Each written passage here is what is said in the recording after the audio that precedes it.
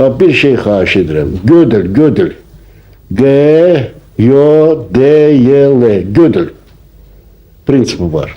Gödül prinsipi nədir? Bak mən baxıram sənə. Bak görürəm burnu var bunun. Deyirəm bunun gözü yoxdur.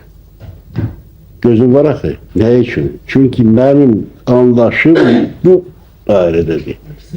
Hemen geri ne edeyim bunu? Anlaşımı değişimde. Başı üstü. Bak bu gödül prinsipidir. Bize gelen ki böyle şey yoktu, onun için yoktu ki наше понимание что?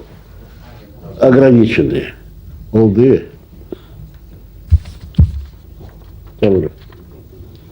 Bak gördürebilirsin bunu.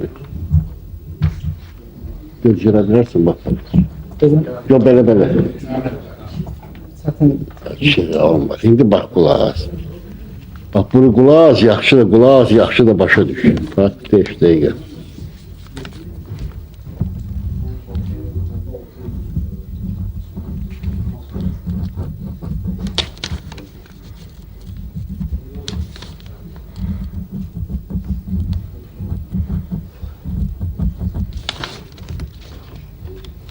Şimdi problem.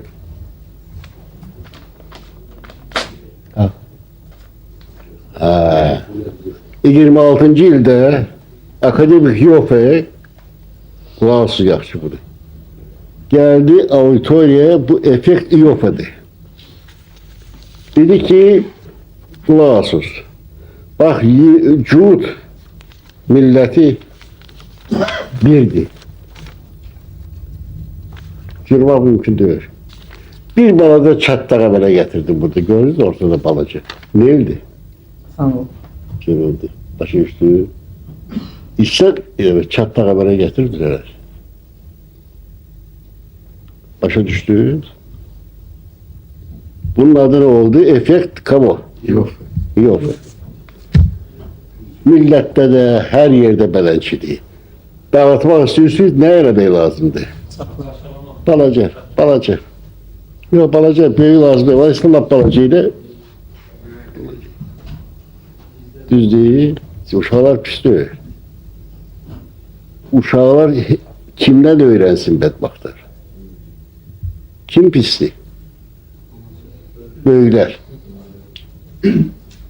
Uşaqlar kim ibar edilir? Mənim 19 yaşım vardı, birinci məqaləm çıxdı. Mən ləzzət aldım, jurnalı getdim, aldım ayın xalq. 20 idi, 48. il. 20.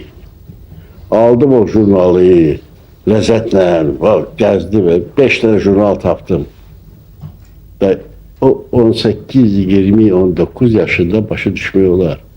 50 yaşında, 40 yaşında adam belə işler görəndə, onun səviyyəsini göstərir. Ezop deyir, bilirsən, xəncəli kim hazırlayır? O deyir, heç, o krivitnik. Kim ondan istifadə edir, o prestupnikdir. Deyə o şair əmələ gətirən o şeydir. O şairi gəzdirən nədir? Prestupnikdir. Bir şey olanda kolektivde aktaroz gezdireni. Yaradanı yok. Başı üstü. Yaradan Kancel'di. Onun sanatı Kancel'di. Şair yaratmadı. O gezdiren var ha. O korkulu adamdı. Ezop'tan da okuyuz biraz. Sonra da bir Latin sözünü yadımızda saklıyoruz. Что значит принимать решение? Принимать решение это то, такое, которое можно изменить. Diyebildiğim. Siz bak hem bir şey cevap verende yok. Yok dedi onu düzelme. Sonra yok başa düştü. Yok şimdi razıyım. Olmadı. Diyebildiğim. Şimdi yalan danışan nedir? Sistema vranья. 11 tane hususiyeti var. Yalan danışanlar. Amerikanlar sayarım. Matthews. Birinci nedir? Sindrom Nixon'ı. Nixon birisi de telefonla danışanda tutmuşlar o eşlisi de. Sindrom Nixon'a ne demeydi? Bundan soruşanda ki bu değildi. Yani var. Deməli bunun başında oturup ne? Vur. Eğer bu deseydi ya человек честный, deməli o onu xeyirlədi. Deyə bildik.